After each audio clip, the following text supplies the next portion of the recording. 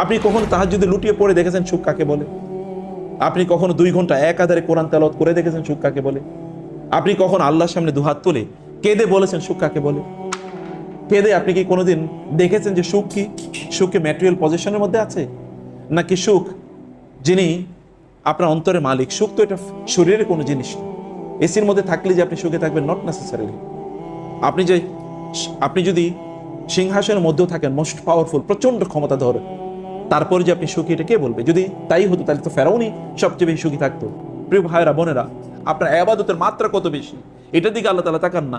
সাহাবায়ে কেরামদের ইবাদত, আমরা তো রাসূলের ইবাদতগুলি করি, তিনি আমাদের চেয়ে বেশি ইবাদত করেছেন বটে, কিন্তু তার ইবাদত এবং আমাদের ইবাদতের মধ্যে মৌলিক পার্থক্য তো কোয়ালিটিগত। সাহাবায়ে কেরাম ইবাদতের মধ্যে আমাদের ইবাদতের মৌলিক পার্থক্য তো কোয়ালিটিগত। তারা নামাজে দাঁড়ালে তাদের শরীরে যদি তীর বিদ্ধ হতো, এগুলো খোলা হতো, তারপরে তারা উপলব্ধি করতে পারতেন না। আর আমরা 2 রাকাত নামাজের প্রথম রাকাতে কি পড়ি, সেটাই দ্বিতীয় রাকাতে আমাদের মনে থাকে না। আপনি সুখ পাবেন কোত্থেকে? প্রশান্তি পাবেন কোত্থেকে? মানে আমাদের